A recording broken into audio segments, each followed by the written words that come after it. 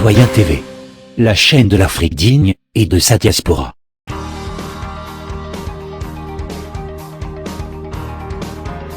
Au sommaire, Côte d'Ivoire, intervention du président Laurent Hakoun.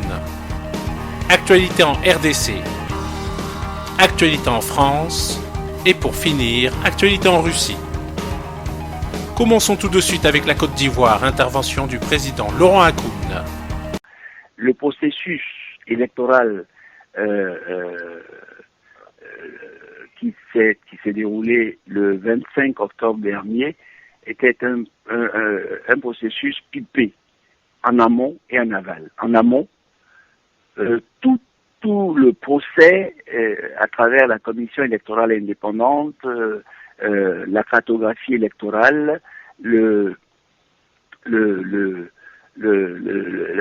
listing électoral et les commissions, les démembrements de la commission électorale indépendante en Côte d'Ivoire, tout ce processus était pipé en amont. C'est-à-dire que M. Ouattara, c'est de manière unilatérale, non seulement au niveau de la commission, de ses démembrements, mais également des inscriptions sur la liste électorale, a décidé seul. Contrairement à tous les avis, en particulier dans les années vers le début de l'année 2013, une des résolutions de l'ONU recommandait que de manière consensuelle, le pouvoir et l'opposition s'entendent sur ces questions électorales. Il y a même eu, et j'ai pu y assister après à partir de 2014, une des agences du Parti démocrate américain qu'on appelle le NDI a même été commis par le pouvoir d'Abidjan afin de réfléchir sur l'ensemble de ces questions. Et tout le monde a préconisé que la première condition qu'il fallait réunir, c'était la question de la réconciliation des Ivoiriens et donc que d'avoir une démarche consensuelle. Une démarche consensuelle ne veut pas dire une démarche égalitaire, ne veut pas dire une démarche 50-50, pas du tout. Que pour l'ensemble de ce processus-là, opposition et pouvoir devaient se mettre d'accord sur un minimum. Ce que les Américains ici vous le disent si bien, c'est le compromis. Un compromis, ce n'est ni moi ni toi. Mais c'est ce qui peut permettre au pays de retrouver des bases minimales pour avancer dans un processus de développement. Ça n'a pas été le cas. En amont, il a verrouillé. C'est lui qui a décidé les lois, le découpage, etc. Dans toutes les commissions, excusez-moi, c'est le camp de M. Ouattara qui domine, qui préside, qui décide, qui fait tout. Les autres sont allés l'accompagner. Au niveau de l'organe qui est habilité à dire en dernier ressort, c'est-à-dire le Conseil constitutionnel, ce sont M. Ouattara et ses hommes qui y sont. Et vous avez vu que pour valider sa candidature, il y a eu un nouveau concept juridico-mathématique qui a été inventé. Ça s'appelle, il est candidat par dérivation. Je ne suis pas matheux, mais une dérivée vient d'une fonction principale, je ne sais pas laquelle, et on n'a pas besoin. C'est-à-dire, au mépris, de la règle du consensus, on a verrouillé, au mépris de la volonté des acteurs de participer à un procès, on a tout bouclé. Mais au niveau de l'opposition, vous lui avez demandé si c'était pas une erreur du FPI. Non, pas. L'erreur, si nous l'avons peut-être perçue, mais dès le 15 mai 2015, avec d'autres acteurs politiques, des personnalités comme l'ancien Premier ministre Richard Konabani, l'ancien ministre des Affaires étrangères Sou Fouette, qui a présidé l'Assemblée générale des Nations unies au niveau du Conseil de sécurité, puis en tant que membre non permanents, il s'agit du ministre Essi Amara, ce sont des acteurs. Il y a même le député de Port-Boué, M. Kouadio Konan Bertin, ces personnalités, et d'autres partis politiques, dont celui du professeur Mamadou Koulibaly, le leader. Nous avons formé une coalition nationale pour le changement. Et exiger ces conditions, appeler à discuter pour qu'on s'entende pour des élections apaisées, mais transparentes. Monsieur le chef de l'État n'a jamais accepté de discuter avec qui que ce soit. Parce que, il est tout puissant. Mais justement, donc, oui. C'est pour cela qu'à notre corps défendant, nous avons d'abord lancé un mot d'ordre d'empêcher les élections. Mais démocratiquement, nous n'avons pas baissé les bras et appelé, compte tenu de la volonté de faire un passage en force, appeler l'opinion ivoirienne et les électeurs ivoiriens à s'abstenir de s'inscrire dans cette mascarade d'élection. Et vous avez vu que même lui et son camp reconnaissaient que l'enjeu des élections du 25 octobre, c'était le taux de participation. Et vous avez vu comment ils ont dû tuer pendant au moins 3 jours pour pouvoir s'accorder sur un taux de participation. Or, le taux de participation, on sait le nombre d'inscrits, on connaît le nombre de votants. Immédiatement, à la fin de la journée, on sait combien ont participé. Nous avons ce taux et il n'excède pas les 11%. Donc, 89% des Ivoiriens ont rejeté M. Ouattara en tant que président élu. Bon, mais nous sommes des démocrates, nous sommes respectueux de la loi. Pour le moment, c'est lui qui est là. Voilà ce que nous disons. Mais c'est peut-être qu'on peut comprendre notre démarche comme étant une erreur, c'est possible. Mais ce que je voudrais quand même qu'on note, le fond, c'est que de 2011 à 2015, la terreur était au quotidien dans notre pays. Et ça, voilà le fond. C'est ce que je voudrais juste dire comme réponse. Je pense que je n'ai pas été trop long, mais c'est vraiment pour vous donner quelques éléments, comme vous êtes un analyste, pour que vous essayiez de voir. Tout de suite, actualité en RDC. Qui aime le Congo aime le dialogue. La RDC autour du dialogue.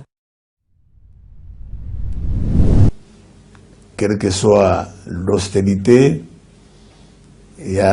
on finit toujours par le dialogue. Et c'est ainsi que je fais appel à tous ceux qui veulent les changements, que nous soyons ensemble afin de trouver la solution adéquate à ces problèmes. La RDC autour du dialogue. Tout de suite, actualité en France. Au moment où l'ensemble des autorités allemandes tentent de minimiser les agressions des clandestins dans leur pays, les citoyens se sont réunis contre la politique migratoire d'Angela Merkel. Alors que François Hollande s'est rendu samedi à la Grande Mosquée de Paris, l'église Saint-Louis de Fontainebleau a été victime d'un incendie criminel dimanche matin. Les Parisiens ne se sont pas mobilisés pour l'hommage organisé par les politiques Place de la République. La stratégie de la commémoration connaît son premier coup d'arrêt. Madame, Monsieur, bonsoir. Démonstration de force samedi à Cologne, en Allemagne, plusieurs jours après les agressions sexuelles des clandestins. À l'appel de Pegida et d'un collectif de supporters de football, des milliers d'Allemands se sont réunis pour protester contre la politique migratoire d'Angela Merkel.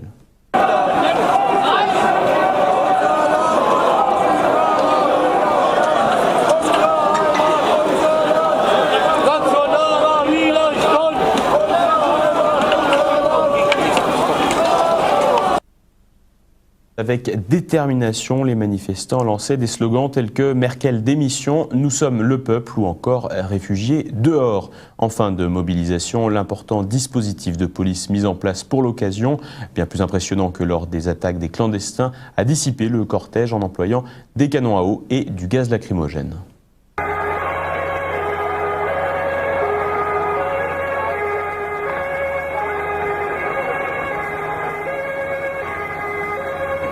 Plus tard dans la soirée, des citoyens réclamaient des comptes aux forces de l'ordre en leur demandant où elle se trouvait le soir du Nouvel An.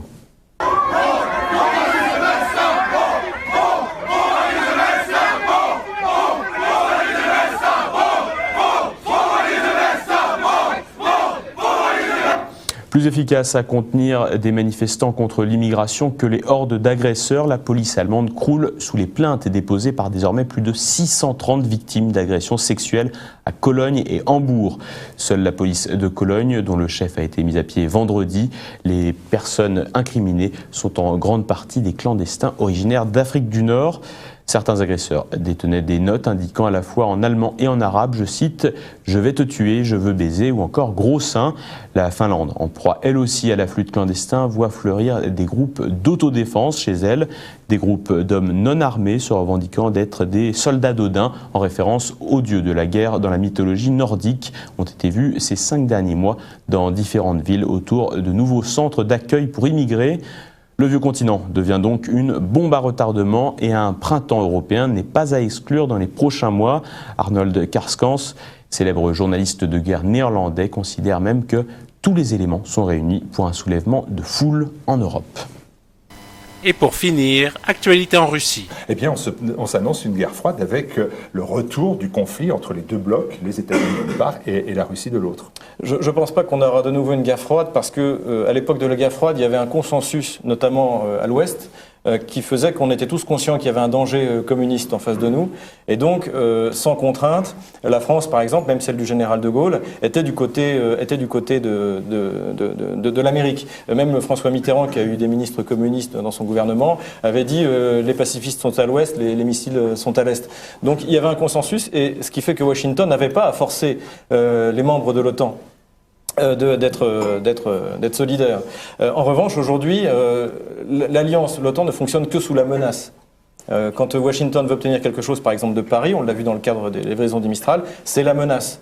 Quand ça coûte 9 milliards à la BNP, ça a coûté 800 millions, je crois, au Crédit Agricole. Et à chaque fois qu'on sort du rang, en fait, avec le système maintenant juridique international dont on a vu le fonctionnement avec l'affaire Alstom, en fait, l'Amérique a les moyens de punir, de sanctionner tous les États qui ne lui obéiraient pas. Je pense pour faire un parallèle un peu historique, c'est un peu la Ligue de Délos après la défaite des Mèdes, des Perses.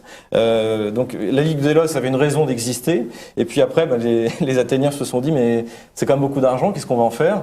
Et donc il y a des cités qui ont commencé à vouloir quitter justement la Ligue de Délos, et là Athènes a commencé à devenir une puissance tyrannique, hégémonique, et a commencé à massacrer les populations qui refusaient de se soumettre. Donc je pense que c'est pour ça qu'on n'est pas en guerre froide, on est plutôt dans une phase de transition d'un monde unipolaire, mais qui, bon, à mon avis, n'existe déjà plus, et on insiste un peu, c'est difficile de donner des dates, mais petit à petit, les États-Unis vont, je pense, rentrer dans l'ordre, mais je ne crois pas qu'il y aura une guerre mondiale, vont rentrer dans l'ordre à partir du moment où ils vont admettre leurs limites.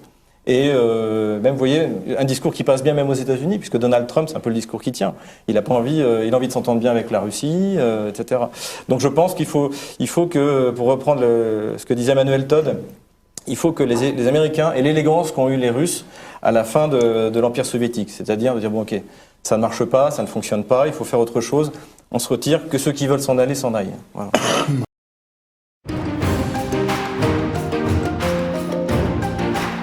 Citoyen TV, la chaîne de l'Afrique digne et de sa diaspora.